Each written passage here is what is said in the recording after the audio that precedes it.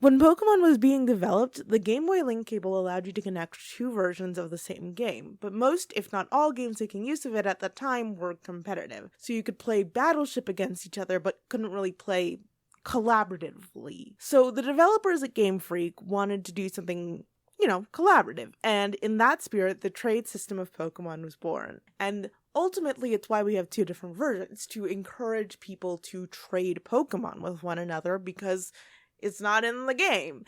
Even third versions, which in almost every other way is the superior version, won't have certain Pokemon just so you have to trade with the other versions of the game, which is...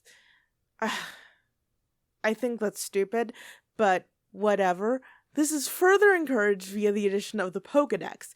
Even if you don't want something to, say, battle with, or you think a design is ugly, you would still want it to complete your Pokedex. Beyond version exclusives, there are other ways they do this to encourage trading, which is like fossils or starters. You have to choose between one of two Pokemon. In short, you can't complete the Pokedex without another game, and the intent is for that other game to be owned by someone else with their own system. Now, okay, so several seemingly staple aspects of the Pokemon games have fallen to the wayside, like HMs, the Safari Zone, and the idea of special third versions at all. But version exclusives and the fact that it's impossible to complete the Pokedex on your own in a single playthrough has been changed to the modern day because at its core, Pokemon is a series about friendship. Friendship with your Pokemon, friendship with the other trainers around you who help make you stronger by competing against one another, and friendship with the people in the real world who also like Pokemon. You help one another in raids, you help each other complete the Pokedex, you form bonds and battle each other and are brought together as a community by this one game that's technically 2 or 3 depending on the generation. And it's also really weird for a single-player game to have a core aspect that requires other people. Like, on paper, writing that out. It's weird, right? Okay, let me back up, because don't get me wrong. A great game will use its gameplay to reinforce certain themes and ideas as best as it can, not accounting for the fact that players can and will do their best to utterly break your intended design. In Pokemon's case, it reinforces the idea of friendship and forming community by forcing players to interact with other players through things like GTS, Wonder Trade, online raids, all that good stuff. That being said, one trap that games can fall into is when you have an oversaturated market, a good theme doesn't always help if the game isn't, fun to play. So how do you keep players from just going, fuck it, and not engaging with the system at all? Now, Pokemon, if its impressive sales, despite having the same formula for almost 30 years, has taught us anything, it's that its core gameplay loop is very fun to play. So that's not really a problem. But in terms of dex completion, Pokemon's firmly in the latter category. It's not necessarily a skill issue keeping people from completing the Pokedex, it's a resource issue. They either don't have the time, money, or access to enough real-life people to complete the dex. If you don't have both copies of the game, you need to pay for Nintendo Switch Online to do online raids to get version exclusives. You might be able to get trade evolutions with raids in Scarlet and Violet, or catch them as Wanderers in Sword and Shield, but it's harder to do these raids solo than online. In theory. We'll get back to this. As of Gen 8, if you're willing to pay more money for Pokemon Home, another separate service, you can access the GTS to specifically search for and request Pokemon. Alternatively, if you just want to pay for online, you can go to Reddit or other online communities, forums, and Discords to find someone to trade with you. But if you're concerned about, your privacy or putting any information online for strangers, or you're a child, that's not a great solution either. Besides, if a game is relying on an outside fan community to help players complete a core aspect, that's not it's not great. I'm gonna be honest. It's not 100%. It's not shit. There's also the option to just buy both versions of the game, but you still need another person to actually trade with that has the game open at the same time, and since raids are in real time now, it's a lot harder to use 2 different switches to beat one. And yes, obviously you can hack the switch or whatever. That's if a game decision forces you to use outside methods, then that's a failure on the game's part. Not to mention the fact that all of this becomes much harder for children who don't have their own disposable income and whose parents might not want their kids going into these forums with a bunch of strangers. Like, I don't know, not even like bad parents. I can see several parents I know who would feel that is weird and awkward. I guess in theory, kids will have an easier time just finding other people to play with because you can take your Switch to like school and trade during lunch, but also the Switch is half a home console and they're really expensive, and I don't know if parents would be 100% okay with their kids taking it to school. And even then, you have to get around the fact that being a child is awful and talking to people is hard. Like, I understand this is not a universal experience, but in my case, I knew several other kids who played Pokemon, and I never traded with them to complete the Pokedex, both because we didn't bring our game systems to school all the time, and also because instead of talking to them, I went to the library, printed out pictures of fake evolutions I thought they'd like, and left them on their desks. So, yeah, the ideal situation of two kids passing the Game Boy Link cable to trade with one another is like sort of an ideal that doesn't really reflect the lived reality. But, you know, the obvious counter-argument to what I'm saying is that you don't, the Pokedex doesn't require to beat the game. So the fact that, like, you can't complete it by yourself is irrelevant. It doesn't matter. And the thing is, like, is the Pokedex really not that important? Like, really? Like, it is a core aspect of the gameplay. Even if they gotten rid of the gotta catch 'em all slogan, it kind of feels like we just accept that it's hard, so we don't do it.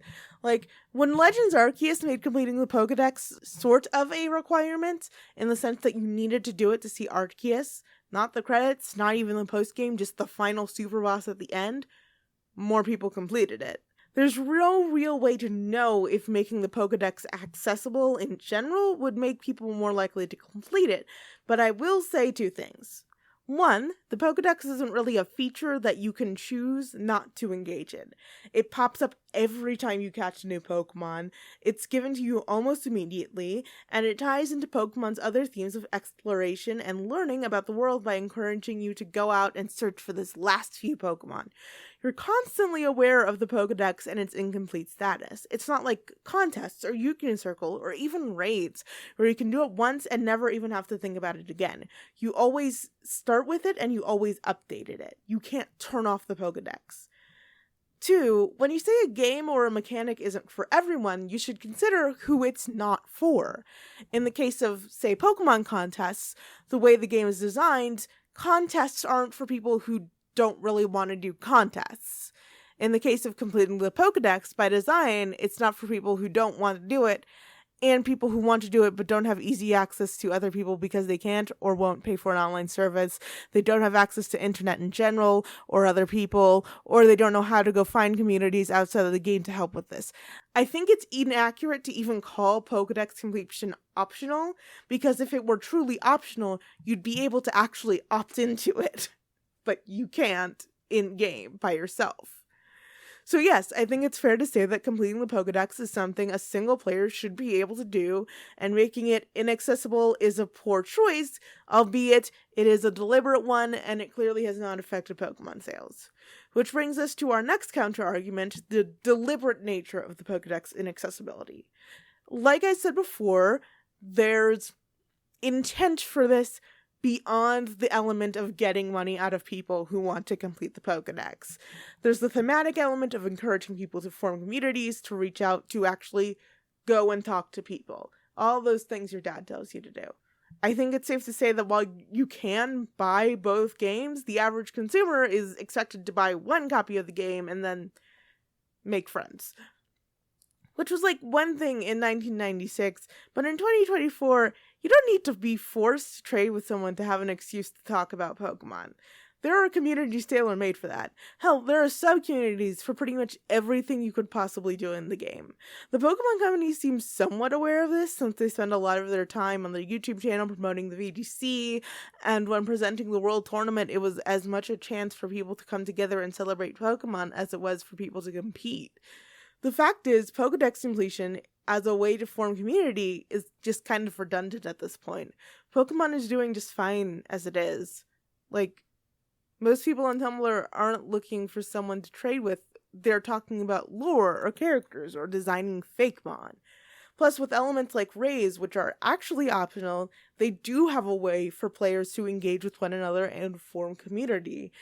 One benefit of the Scarlet and Violet raids that I will begrudgingly admit is that they're very hard, and by design, you are expected to go online. Which, and this is about to be a really long side tangent, it would if it actually worked. The way raids run currently are so bad that it's preferable to solo a hard raid than put up with strangers you can't actually coordinate with and UI that doesn't actually keep track of your party members in real time. I'm told this also works poorly even if you do have 4 people in one place to do raids, but I obviously can't verify this because anyone who's ever done a TTRPG can tell you getting 4 adults in one place to do a thing is very hard. But theoretically, if raids, actually functioned, that would be a great optional way to promote community without also being a barrier to new players, because you just get really cool bragging rights Pokemon, but you don't need them to complete the dex. It also means you can still do everything a Pokemon game has to offer, even if you buy an old one instead of a new one. Because that's another thing that's a problem with the current system of Pokedex. If you want to complete it, but are playing an older game with no online anymore, you can't really complete the dex, can you? I'm not even 100% against the concept of version-exclusive Pokemon. I just don't think Scarlet-exclusive Pokemon should be required for the Violet dex, and vice versa. Or if they are required, maybe make it so they're just super rare in the opposite version, or locked to the post-game, or you can only get a single one because it's an in-game trade or reward or something. They've already made trade evolutions easier to acquire with raids and overworld Pokemon. We can extend this to version exclusives, or just change how the Pokedex works.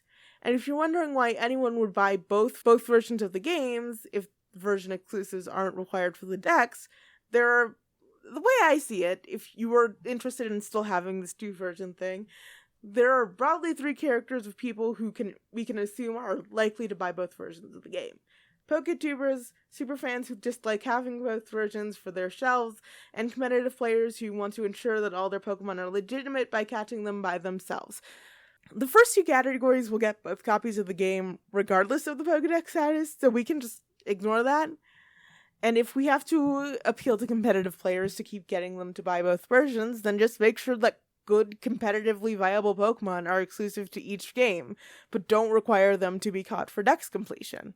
There you go. You've incentivized competitive players to get both. Alternatively, you can simply put more differences between 2 versions of the game. Sada and Turo are basically the same character. They're an interesting character, sure, but they're the same.